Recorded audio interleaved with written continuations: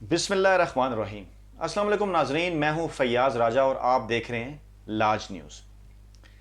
नाजरीन, पाकिस्तान में एक मरतबा फिर जो है वो सदारती निज़ाम और पार्लिमानी निज़ाम के हवाले से जो है वो बहस छिड़ गई है। इस बहस का आगाज़ इस तरह से हुआ कि चंद रोज़ कबल जो है वो सुप्रीम कोर्ट के अंदर जो है वो एक गैर मारूफ सियासी जमात है उसकी तरफ से एक दरख्वास्त जो है वो दायर की गई। और इस सियासी जमात का नाम है हम अवाम पाकिस्तान पार्टी और इसके सरबराह हैं ताहिर अजीज़ ख़ान। उनकी जानिब से जो है वो एक दरख्वास्त दायर की गई और ये कहा गया है दरख्वास्त में कि वज़ीर-ए-आज़म इमरान खान को ये कहा जाए कि पार्लियामेंट के मुश्तरका इजलास से मंजूरी लेकर मुल्क के अंदर जो है वो रेफरेंडम करवाया जाए कि आया क्या मुल्क के लिए सदारती निज़ाम ज़रूरी है या पार्लियामानी निज़ाम। इस पटिशन के अंदर जो है वो इस बात का भी दावा किया गया है उस सियासी जमात की जानिब से कि पाकिस्तान का जो पार्लियामानी सिस्टम है, पार्लियामानी जो निज़ाम है वो बुरी तरह से नाकाम हो गया है और मुख्तलिफ शोबा ज़िंदगी के जो लोग हैं इससे जो है वो बुरी तरह से मुतासर हो रहे हैं और पाकिस्तान के अंदर जो मसाइल हैं वो किसी तौर भी जो है वो हल होने का नाम नहीं ले रहे। ये भी कहा गया है कि हुकूमत और जो मुकन्ना है उसके दरमियान जो इख्तियारात को अलहदा करने के हवाले से कोई निज़ाम जो है वो मौजूद नहीं है। इस वजह से जो है वो इस पार्लियामानी निज़ाम की वजह से बेशुमार जो हैं वो मसाइल भी पैदा होते हैं। और ये जो पिटीशन है इसमें बाज़ ममालिक की मिसाल भी दी गई है कि रेफरेंडम करवाना या एक सिस्टम से दूसरे सिस्टम की तरफ जाना जो है वो कोई नई बात नहीं है। इसमें तुर्की का जिक्र किया गया और श्रीलंका का। आज से 3-4 साल कबल जो है वो पहले श्रीलंका ने और उसके बाद जो है वो तुर्की ने जो है वो बड़ी कामयाबी से ये तजर्बा किया कि वो पार्लियामानी निज़ाम से जो है वो सदारती निज़ाम की जानिब आए। अच्छा नाज़रीन, इसमें लोग इसके ऊपर बात कर रहे हैं, इसके ऊपर जो है वो मज़ामीन भी लिखे जा रहे हैं, लोग अपने वीलॉग्स भी कर रहे हैं और इसके अंदर से कुछ जो कंस्पिरेसी थ्योरीज़ हैं वो भी जो है वो निकालने की कोशिश की जा रही है कि शायद जो है वो हुकूमत इस मुल्क के अंदर सदारती निज़ाम लाना चाहती है और जो है वो इसके लिए कोशिशें शुरू हो गई हैं और सुप्रीम कोर्ट इदारे जो हैं वो एक पेज के ऊपर हैं। ताहम इसके अंदर जो है वो दो इंतहाई अहम तरीन सवालात हैं और मेरी ये कोशिश होगी कि मैं अपने व्यूअर्स के लिए, अपने सुनने वालों के लिए वो जो दो अहम तरीन सवालात हैं उनके जो जवाबात हैं वो उनके सामने रख सकूँ बग़ैर किसी कॉन्स्पिरेसी थ्योरी के या साजिशी थ्योरी के इस हवाले से कोई फ़ैसला भी हुआ है या भी नहीं, क्योंकि फ़ैसला इस तरह से मुमकिन नहीं है। जो कानून के अंदर इस हवाले से जो गुंजाइश है उसके ऊपर हम बात करेंगे। पहले हम ये समझ लेते हैं कि सदारती और पार्लियामानी निज़ाम है क्या। तो नाज़रीन, दुनिया के कई ममालिक में जो है वो जहाँ पर जमहूरियत है वहाँ पर दो किस्म के जो निज़ाम हैं वो इख्तियार किए जाते हैं। बल्कि मैं ये कहूँगा कि तीन किस्म के निज़ाम अगर देखा जाए, एक जो है वो प्योर सदारती निज़ाम है और दूसरा मिक्स प्रेसिडेंशियल सिस्टम है और तीसरा जो है वो पार्लियामानी सिस्टम है। अब ये जो पार्लियामानी निज़ाम है इसके अंदर भी इंतखाबात के दो तरीके हैं। एक जो है वो मुतनासिब नुमाइंदगी का भी निज़ाम है और दूसरा निज़ाम जो है वो पाकिस्तान समेत कई ममालिक में जो है वो नाफिज़ है, जहाँ जो है वो पॉलिटिकल पार्टी अपने उम्मीदवार खड़े करती है और उसके बाद हर हल्के से उम्मीदवार जीतता है और फिर हुकूमत जो है वो तरतीब दी जाती है। जबकि मुतनासिब नुमाइंदगी का निज़ाम जो है वो ये है, चाहे बेशक वो पार्लियामानी निज़ाम ही हो, वो ये है कि किसी भी सियासी जमात का जो सरबराह है वो एज़ आ होल जो है वो पूरे पाकिस्तान में उम्मीदवार खड़ा होकर वहाँ से जो है वो वोट हासिल कर सकता है और फिर उनकी बेसिस के उसकी बुनियाद के अंदर जो है वो अपने वज़ीर मुंतखब करके जो है वो मुल्क का वज़ीर-ए-आज़म बन सकता है। तो ये बात की जा रही है पार्लियामानी निज़ाम की। कुछ लोग इसको सदारती निज़ाम के साथ मिक्स करते हैं कि शायद सदारती निज़ाम के अंदर जो है वो सिर्फ मुतनासिब नुमाइंदगी का निज़ाम है। जो मुतनासिब नुमाइंदगी का निज़ाम है जिसके ऊपर पाकिस्तान में बातचीत भी होती है कि अगर सियासी जो खानवादे हैं, जो हलकों के अंदर जो बड़े मजबूत कैंडिडेट हैं, अगर उनके ब्लैकमेलिंग से बचा जाए तो मुल्क के अंदर मुतनासिब नुमाइंदगी का निज़ाम भी लाया जा सकता है। अब हम बात करते हैं सदारती निज़ाम के हवाले से। सदारती निज़ाम नाज़रीन वो निज़ाम है दुनिया के कई ममालिक के अंदर के जहाँ जो सदर है वो जो मुल्क का जो है वो इंतज़ामी सरबराह होता है। यानी कि हम ये कह सकते हैं कि सदर जो है वो हेड ऑफ़ स्टेट भी होता है और हेड ऑफ़ गवर्नमेंट भी होता है कि रियासत का जो हेड है वो भी सदर है और जो हुकूमत है, जो इंतज़ामिया है उसका जो हेड है, उसका जो सरबराह है वो भी सदर है। तो ये दोनों ओहदे क्योंकि एक ही शख्स के पास होते हैं तो बाज़ अरकान जो हैं, बाज़ ऐसे जो लोग हैं जो कानूनी माहिरीन हैं वो ये समझते हैं कि ये सिस्टम जो है वो कई ममालिक में बड़ी कामयाबी के साथ जो है वो चल रहा है। इसी तरह एक सेमी प्रेसिडेंशियल सिस्टम है, इस सिस्टम को नीम सदारती निज़ाम कहा जाता है। इसमें जो है वो हेड ऑफ़ स्टेट और हेड ऑफ़ गवर्नमेंट दोनों मौजूद होते हैं, लेकिन हेड ऑफ़ स्टेट का जो ओहदा है वो जो है वो प्राइम मिनिस्टर के पास होता है, लेकिन जो है वो जो सदर है उसके पास भी कुछ ना कुछ इख्तियारात होते हैं और दोनों मिलकर जो है वो जो मुल्क का निज़ाम है वो चलाते हैं। उसके बाद एक प्योर सिस्टम है, पार्लियामानी सिस्टम, जो पाकिस्तान के अंदर नाफिज है इस वक्त, जिसको पार्लियामानी निज़ाम कहते हैं। अब इस पार्लियामानी निज़ाम के अंदर क्या होता है? इस पार्लियामानी निज़ाम के अंदर जो हेड ऑफ स्टेट है वो तो सदर होता है, लेकिन वो सिर्फ एक नुमाइशी ओहदा होता है।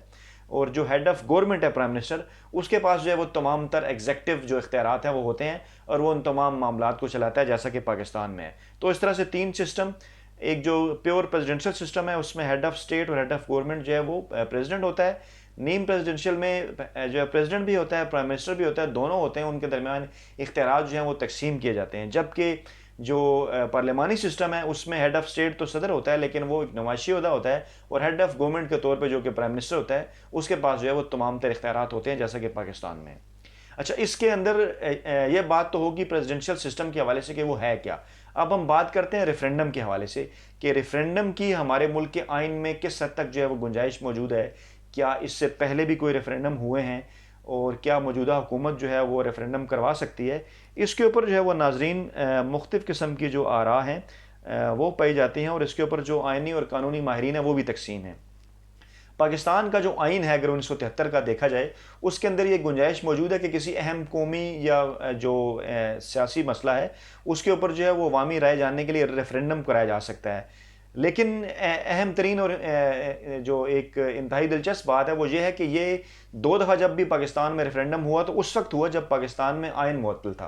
अब पहले ये देख लेते हैं कि क्या 1973 के आइन में बुनियादी तौर पे ये जो है वो शिक मौजूद थी? नहीं, ऐसा हरगिज़ नहीं था, बल्कि 1973 के आइन के अंदर जो है वो शिक मौजूद नहीं थी। लेकिन 1977 के इंतखाबात के बाद जब भुट्टो साहब को अपोजिशन की जानिब से मसाइल पैदा हुए तो उसके बाद जो है वो 1973 के आइन में उन्होंने ये शिक शामिल की और मुल्क में आम इंतखाबात कराने और आइन को बहाल जो है वो मुल्क में एक मरतबा फिर जो है इंतखाबात करवाने के लिए जो है भुट्टो साहब ने जो है वो रेफरेंडम कराने के मुतल्लिक सोच रखा था कि आया रेफरेंडम करवाया जाए और जो है वो उसके बाद जो है वो मुल्क में दोबारा इंतखाबात करवाए जाएँ।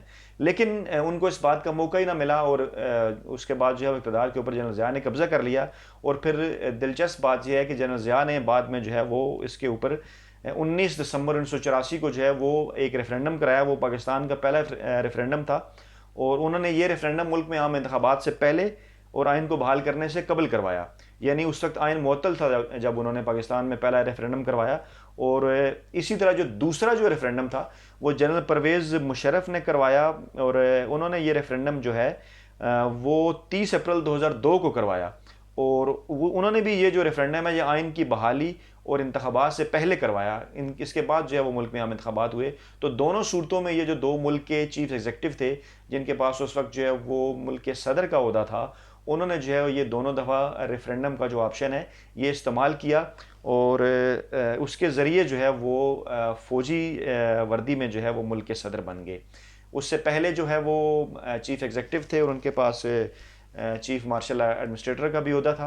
तो उसके बाद दोनों ने जो है वो इस रेफरेंडम के ज़रिए जो है वो सदर जो है वो बनना आप्ट किया। तो हम यूँ ये कह सकते हैं कि 77 के इंतखाबात के बाद जो है ये पाकिस्तानी आइन के अंदर जो है वो ये शिक शामिल की गई। अब इसके ऊपर अगर हम थोड़ी सी मज़ीद बात करें, जो मेरी बात हुई है इलेक्शन कमीशन में, तो इलेक्शन कमीशन के ज़राए के मुताबिक इस मुल्क में जिस शख्स ने आइन में तरमीम करके रेफरेंडम कराने की गुंजाइश पैदा की वो ख़ुद कभी इस सहूलत को इस्तेमाल ना कर सका। यानी जुल्फ़िकार अली भुट्टो के मुतालिक जिक्र किया गया कि उन्होंने ये जो गुंजाइश पैदा की लेकिन वो ख़ुद जो है वो इसको ना करवा सके। दूसरी जानब जो है वो इलेक्शन कमीशन ने हमें ये भी बताया कि दोनों फ़ौजी जर्नलों ने जो रेफरेंडम करवाए उनका बंदोबस्त जो है वो इलेक्शन कमीशन ऑफ पाकिस्तान ने किया था।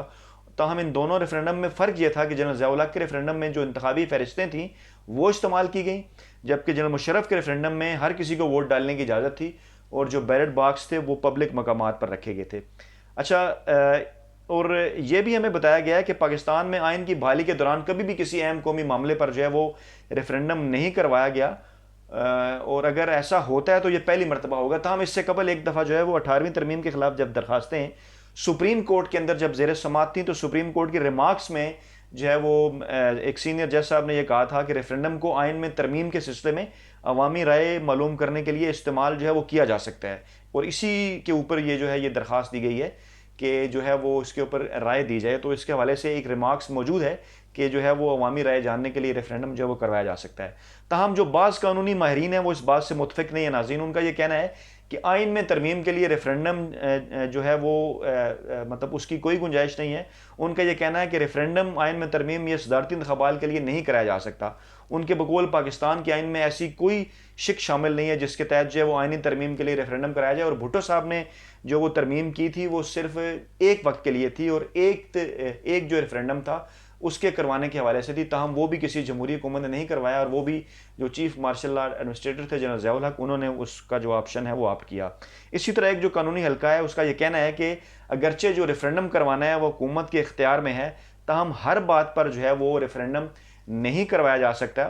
और उनके बकौल जो है वो पाकिस्तान में जो 2 रेफरेंडम हुए वो भी मतनाज़ा हैं। तो नाज़रीन ये वो 2 चीज़ें थी जो सदारती इंतखाबात और रेफरेंडम के हवाले से मैं आपके सामने जो है वो रखना चाह रहा था। और बाल जो है इस वक्त सुप्रीम कोर्ट ऑफ पाकिस्तान की कोर्ट के अंदर है कि आया अगर जब ये रिट है या ये जो दरख्वास्त है पिटिशन है अगर ये समाअत के लिए मंजूर होती है, सुप्रीम कोर्ट में लगती है, इसके ऊपर क्या डिबेट होती है। तो यकीनन कानून और आइन की जो बेहतर तशरीह है वो सुप्रीम कोर्ट ही कर सकती है। ताहम पाकिस्तान में हर कुछ अरसे बाद जो है वो इस हवाले से एक डिबेट जो है वो शुरू हो जाती है और सदारती इंतखाबात जो सदारती निज़ाम के हवाले से बात होती है। और ताहम मैं ये भी बताना चाहता हूँ कि शायद कुछ लोग इससे पहले ये समझते हैं कि पाकिस्तान में कोई सदारती निज़ाम का तजर्बा हुआ है तो वो जनरल अयूब का जो सिस्टम था उसको सदारती निज़ाम के साथ वो मिक्स करते हैं।